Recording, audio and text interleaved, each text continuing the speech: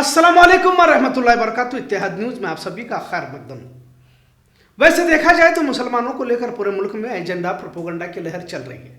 पहले तो सिर्फ सरहदी इलाकों में घुसपैठ का बहाना बनाकर अकलियतों को निशाना बनाया जाता था, पर अब देश में किसी भी रियासत में हो घुसपैठियों के नाम पर एक ही समाज को हिरासा करने की वारदातें बढ़ चुकी। बहरहाल आसाम जैसे सरहदी इलाकों में तो मुसलमानों का जीना हराम कर दिया गया। अब तो हुकूमतें भी इंतजामिया को या सरकारी एजेंसियों को खुली छूट दे रही है कि मुसलमान हो तो इन पर कार्रवाई की जाए। बहरहाल अब दिल्ली, हरियाणा, पंजाब, हिमाचल प्रदेश तक बांग्लादेशी, पाकिस्तानी घुसपैठियों के बहाने अकलियतों को निशाना बनाने की वारदातें बारहा पेश आ रही है। आसाम पर हमने इससे पहले भी वीडियो बनाया था जिसे आसाम के लोगों ने भी खूब सराहा और इत्तेहाद न्यूज के 5000 सब्सक्राइबर अब आसाम में बन चुके हैं। लिहाजा यहाँ पर बढ़ते जुल्म सितम पर एक और वीडियो बनाने की बात यहाँ के लोगों ने की और कुछ तस्वीरें वीडियोस भी इन्होंने भेजी है। आखिर मामला क्या है? आसाम के वजीर आला हेमंत बिस्वा शर्मा तो मुसलमानों को लेकर हमेशा जहर उगलते रहते हैं। मतलब अब पूरे देश में एक समाज के खिलाफ कुछ भी इल्जाम लगाए जाए तो अब आम सी बात होती जा रही है। लिहाजा 17,000 के करीब मदरसों को आसाम हुकूमत की जानिब से बंद किया गया। कई मदरसों पर बुलडोजर चलाए गए। बहरहाल आजादी के बाद से ही आसाम के मुसलमानों पर मुख्तलिफ किस्म के जरिए जुल्म ज्यादती के तरीके इस्तेमाल किए गए और यहाँ पर एक तारीख रकम की गई। फिलहाल तो वोटर्स या गैर कानूनी बांग्लादेशी के बहाने यहाँ के मुसलमानों को हिरासा किया जा रहा है और इन्हें अपने वतन में ही घुसपैठिया बांग्लादेशी कहा जा रहा है और इस तरह की साजिश को अंजाम भी दिया जा रहा है। उन्हें अपनी ही जमीन से बेदखल किया जा रहा है। 2016 के बाद कई जगहों पर असम हुकूमत ने बेदखली की कार्रवाई को तेज करते हुए ओरियाम घाट, लखीमपुर, दरंग, दुबरी, हासिल बिल, पैकान, गोलपारा, बारपेटा, नलबाड़ी, कामरूप मेट्रो के साथ दीगर जगहों पर जहां मुसलमान बड़े पैमाने पर रहते हैं बेदखली की कार्रवाई को अंजाम दिया। जायज दस्तावेज होने के बावजूद भी इन तमाम को गैर कानूनी शहरी कहा गया, जबकि यही लोग आसाम के मूल निवासी है। पर अफसोस के साथ कहना पड़ता है कि मेन स्ट्रीम मीडिया और हुकूमत ने इन्हें बांग्लादेशी कहते हुए इन्हें बदनाम करके रख दिया है। अब सवाल उठता है कि इन्हें जायज शहरी कैसे ठहराया जाए, जबकि इनका किसी तरीके से बांग्लादेश से कोई ताल्लुक नहीं है। इनके पुरखे यहाँ रहा करती थी, पर सिर्फ जुबान और तहजीब के बुनियाद पर इन्हें बाहरी करार देकर बेदखल किया जा रहा है। जब हम इस खबर को बता रहे हैं तो हाल ही में कई जगहों पर नोटिस चस्पा की गई है कि जगह को खाली किया जाए। हाजोर राजस्व सर्कल के रामदिया मौजा के तहत चोराबारी गांव में दाग नंबर 647, 649, 650 के मातहत कुल 46 परिवारों को बेदखली का नोटिस थमाया गया। रियासत असम के हेमंत बिस्वा शर्मा पर इससे पहले भी 12 इल्जाम लगाया जा चुका है कि वजीर आला खुद मुसलमानों के खिलाफ है, यहाँ के अकलियतों की जिंदगियों को बर्बाद करना चाहते हैं। सिर्फ मजहब, जुबान, तहजीब की बुनियाद पर इन्हें बाहरी या बांग्लादेशी गैर कानूनी कहकर बेदखली की मुहिम चलाई जा रही है, जबकि जमहूरी मुल्क में इस तरह की तानाशाही नहीं चल सकती। लेकिन जो लोग लोकतंत्र को ही नहीं मानते वहां इंसाफ की उम्मीद भी कैसे की जा सकती है? बिना किसी तरीके की सहूलतों को फराहम करने के अपने ही वतन के लोगों को बेवतन करने की साजिश आखिर कब नाकाम होगी और कब रुकेगी, और यहाँ के आवाम को सुकून कब मैसर होगा का सवाल पूछा जा रहा है। इंसान की बुनियादी जरूरतों को तक मुहैया नहीं किया जा रहा, लेकिन आसाम की हुकूमत इंसानों के साथ गैर इंसानी रवैया इख्तियार कर रही है का इल्जाम लगाया जा रहा है। क्या अपने ही लोगों को रोटी, कपड़ा और मकान देने की जिम्मेदारी यहाँ के हुकूमतों की नहीं है? आसाम फिलहाल निशाने पर है, पर पूरे मुल्क के मुसलमान ही निशाने पर हैं, यह अलग से बोलने की जरूरत नहीं है। या NRC-CAA के जरिए बांग्लादेशियों को बाहर करने की कोशिश की गई, लेकिन इसमें ज्यादातर हिंदू बंगाली ही NRC में आए तो मामले को ठंडे बक्से में रखा गया। यहाँ पर डिटेंशन कैंप का भी इंतजाम किया गया जो सिर्फ एक समुदाय के लोगों को ही रखा जाता है। इत्तेहाद फ्रंट के जिम्मेदार नूरुल इस्लाम ने इत्तेहाद न्यूज को बताया कि मौजूदा हेमंत बिस्वा शर्मा की हुकूमत ज्यादती की इंतहा कर रही है। यहाँ बरसों से रहने वाले गरीब मुसलमानों को बाहरी कहते हुए हिरासा किया जा रहा है, जिसके खिलाफ NCRH यानी कि नेशनल ह्यूमन राइट कमीशन और सुप्रीम कोर्ट तक मामले को पहुंचाया जा चुका है और इन पर कार्रवाई की मांग भी की जा चुकी है और अपील भी की जा चुकी है। पर मुस्तकिल जाति के बावजूद क्या इन हुकूमतों पर कार्रवाई होगी या फिर ये मर्ज पूरे देश में इसी तरह नैरेटिव के जरिए फैला जाएगा?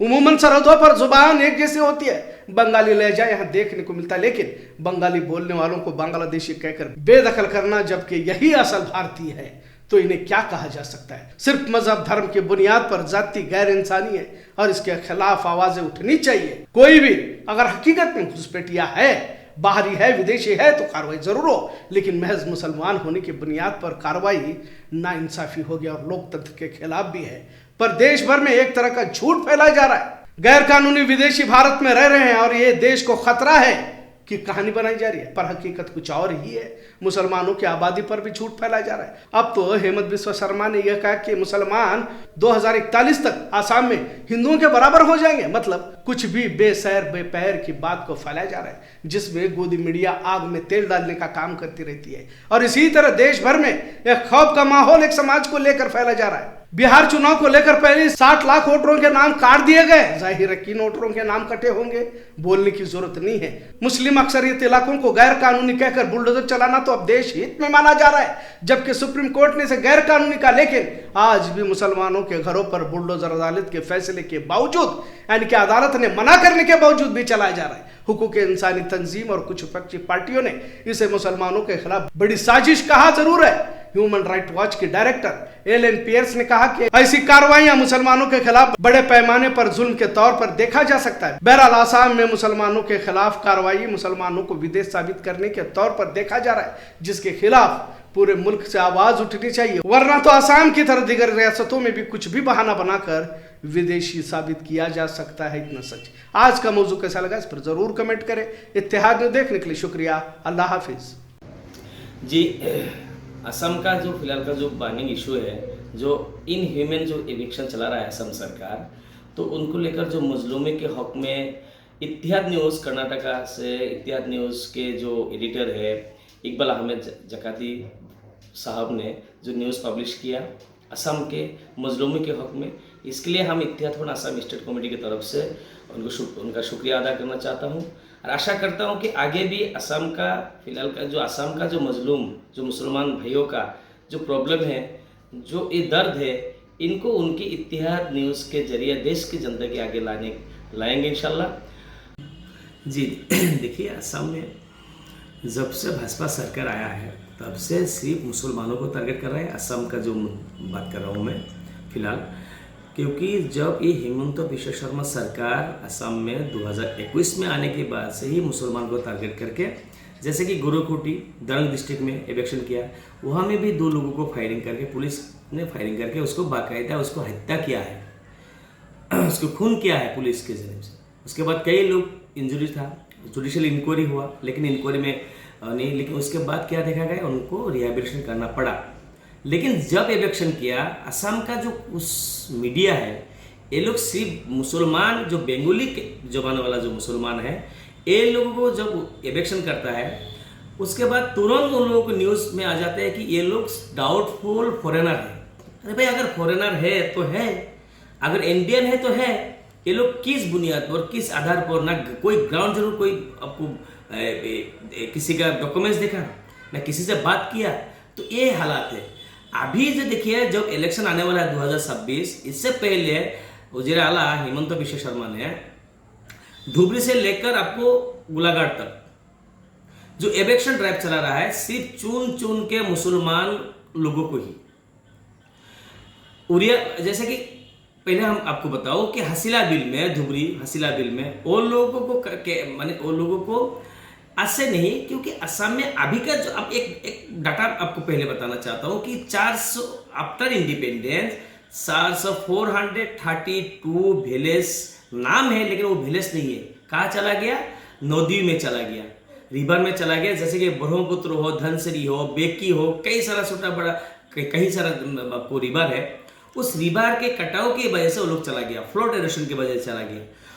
आपको हम बताओ कि एनआरसी असम में जब हुआ, जब एनआरसी हुआ असम में, मैंने हर जैसे कि जो डिस्ट्रिक्ट में सरकार हो या क्या जो सो कॉल्ड इंडिजिनियस जिसको जो लोग हैं, ये लोग जिस तरह से कहते हैं ये लोग संदिग्धजनक सिटीजन है, डाउटफुल फॉरेनर है। तो कुछ डिस्ट्रिक्ट है जैसे धुबरी, बरपटा, ग्वालपारा, मैंने खुद एनआरसी में उसमें गया, मैंने देखा हर आदमी के पास 100 में से 90 लोगों के पास 1951 का डाटा है, लीगेसी डाटा है। 10% लोगों को 1966 का है। उसके बाद लेकिन उसके बाद जमी जो है, जमी का जो डॉक्यूमेंट है वो 1920 का है, 1930 का है, 1915 का है। तो वो लोग जो आफ्टर इंडिपेंडेंस यहाँ का लोग है, आपको डॉक्यूमेंट्स है। उससे पहले कितना दिन पहले का है ये कैसे आप बताएंगे? क्योंकि यहाँ में हर आदमी के पास आफ्टर इंडिपेंडेंस जो सेंसस हुआ था 51 का, उससे ही हिसाब जोड़ा जाता है। क्योंकि जो ब्रिटिश को भगाने के बाद, जब ब्रिटिश को भगाया गया था, हर आदमी इसमें शामिल था। तो इसे हम आज देखिए जो एनआरसी हुआ 19 लाख समथिंग लोगों का नाम इंक्लूड नहीं हुआ, उससे ज्यादा 4 लाख से 4.5 लाख मुसलमान लोग होगा। अब वो लोग है जो लोग पिताजी का नाम आया, बेटा का नाम आया, पिताजी का नाम आया, माताजी का नाम आया, बड़ा भाई का नाम आया, लेकिन छोटा बेटा का नाम नहीं आया, वो तो बाकायदा आ जाएगा। एक भी शख्स यहाँ में फॉरेनर मुसलमान, बंगाली स्पीकिंग मुसलमान में नहीं मिलेगा। अगर आप मिलेगा, क्योंकि वो बंगाली स्पीकिंग हिंदू लोगों में ही मिलेगा, जिसके लिए ये भाजपा सरकार सीए लाके असम में जो लोग फॉरेनर है, सिर्फ असम में नहीं इंडिया में जो लोग बंगाली स्पीकिंग जो मुसलमान है ये जो है उनको बैठाने के लिए, उनको सिटीजनशिप देने के लिए ये कानून लेके आया। उसके बावजूद देखिए असम में कई सारा लैंग्वेज है, जैसे कि बंगाली है, आपको सावताल है, कुछ राजवंशी का अलग लैंग्वेज है, आपको कार्बी का अलग लैंग्वेज है, बोरू भाई का अलग है, तो आप आदिवासी भाई है उनका अलग है। तो अलग अलग लैंग्वेज सब मिलके यहाँ असमिया है। और मैं एक बात अब इसलिए आपको बता रहा हूं कि देखिए असम में जब 1960 में यहाँ में भाषा को लेकर एक मूवमेंट हुआ, वो लेके 1972 तक चला। उस वक्त अगर बंगाली जो हिंदू लोग है वो लोग बंगाली लैंग्वेज चाहता था, लेकिन असम का बंगाली जवान वाला जो मुसलमान है ये लोग असमिया को सपोर्ट किया, इसलिए असम का भाषा अभी जो स्टेट लैंग्वेज है वो असमिया है। और मैं खुद कहता हूँ मदर टंग जो है वो असमिया है।